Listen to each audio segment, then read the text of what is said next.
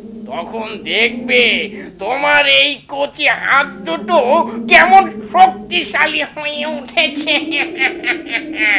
পুরো মানব জাতি থাকবে আমাদের হাতের মুঠোয়। তুমি কি এখন বুঝতে পারছো?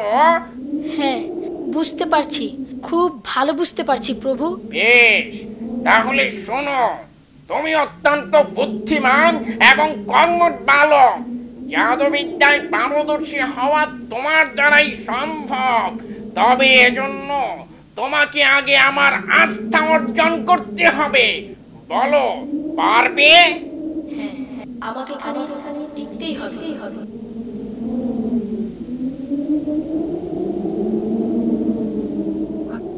আমি পারবো।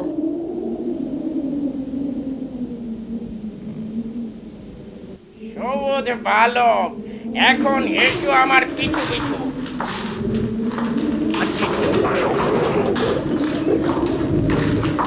দেরি করো না, এসো, এসো আমার পিছিয়ে।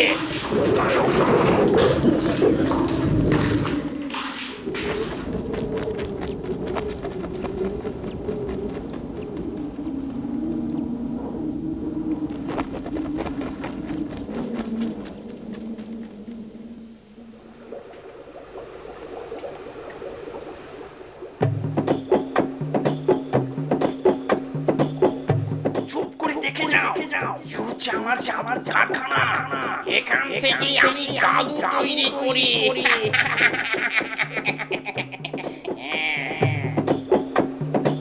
ওরা তোমার কোনো ক্ষতি করবে না, বরং তোমার কথাই চলবে। ওরা ওদের নতুন প্রভুকে জাদু রাজ্যে স্বাগত জানাতে তৈরি হচ্ছে। তুমিও ওদের অভিবাদনের জবাব দিতে প্রস্তুত হও।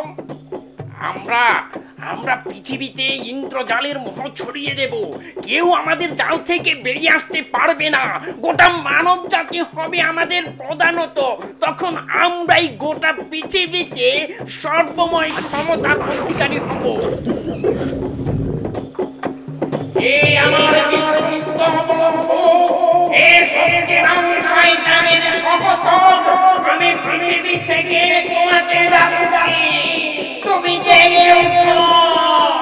আমরা তোমার সহযোগিতায় মানবের উপর আধিপত্য প্রতিষ্ঠা করতে চাই। তুমি জেগে ওঠো। তুমি জেগে ওঠো।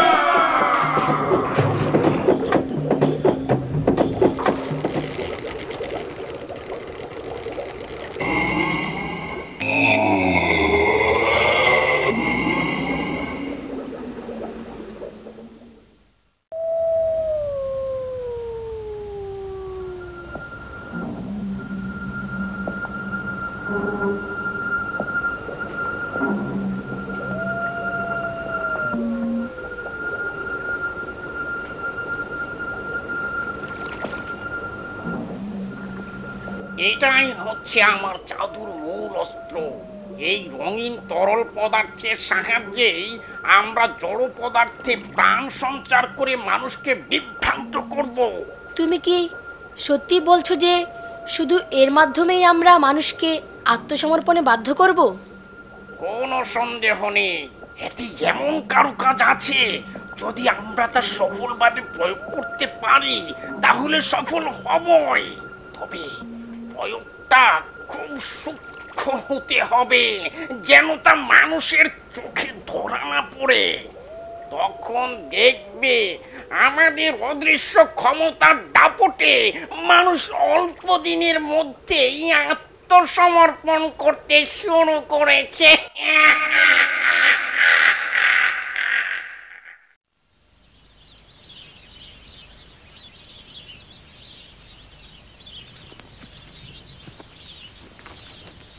এখানে আসলেই মনে হয় ফুল, পাখি আর প্রজাপতি আমাকে স্বাগত জানায়।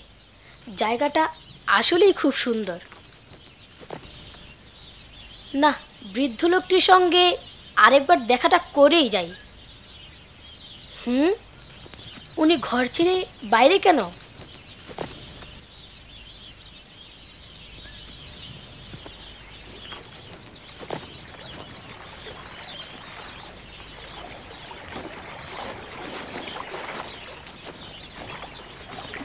তোমাকে আবারও স্বাগতম আমার গৃহে। আপনি না দেখে কি করে বুঝলেন যে আমি এসেছি? তুমি ছাড়া আমার চেহারা আর কেউ চেনে না যে আমাকে খুঁজে বের করবে।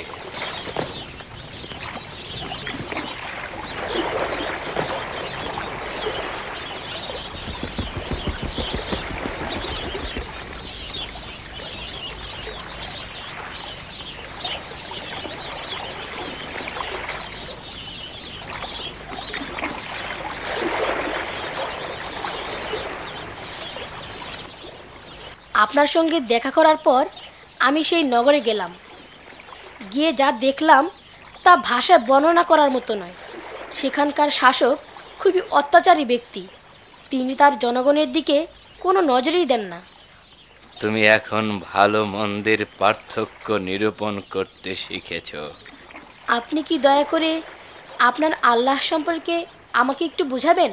আল্লাহ তার সৃষ্ট মানবকুলকে সঠিক পথে পরিচালিত করার জন্য যুগে যুগে নবী রাসূল পাঠিয়েছেন বিভিন্ন কিতাব দিয়ে।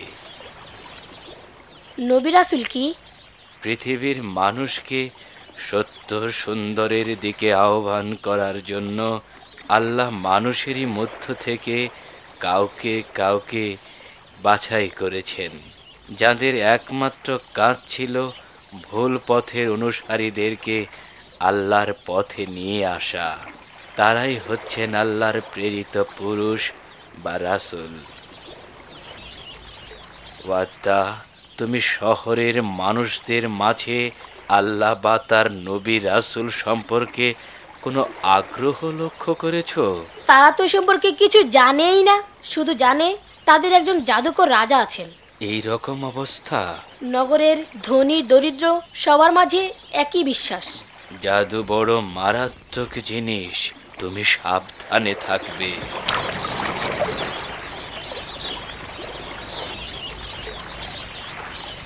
সে আমাকে অনেক কিছু বুঝিয়েছে, অনেক কিছু দেখিয়েছে, ক্ষমতার লোভে আমাকে উন্মাতাল করার চেষ্টাও করেছে, কিন্তু ওসব কিছুতেই আমার মন ভরেনি। আমি কোনো রকমে নিজেকে বাঁচিয়ে সেখান থেকে চলে এসেছি। সে নিজেকে শয়তানের ঘনিষ্ঠ সহচর বলে দাবি করে। শয়তান আল্লাহ কর্তৃক অভিশপ্ত, সে কখনো মানুষকে ভালোর দিকে নিয়ে যেতে পারে না। এ কথা সত্য হতে পারে, কিন্তু তুমি সেই শহরে মানুষদের মনে সে সত্যের বীজ কি করে বপন করবে? ওয়াদা, আমার পুত্র সম তুমি। আমি ওদেরকে নিয়ে ভাবছি না, ভাবছি তোমাকে নিয়ে। জাদুকরদের যে বদনজর তোমার ওপর পড়েছে, আল্লাহ যেন তা থেকে তোমাকে হেফাজত করেন। মনে রাখবে, সত্য চিরস্থায়ী আর মিথ্যার পতন অবশ্যম্ভাবী। শয়তানের সহচর আমাকে তার জাদুবিদ্যার বিশালতা আর ক্ষমতা দেখিয়েছে। সে দেশের জনগণকে যেমন ধোঁকা দিচ্ছে, তেমন দিচ্ছে রাজাকেও। সে সবাইকে আল্লাহর কাছ থেকে দূরে সরিয়ে রাখতে চায়।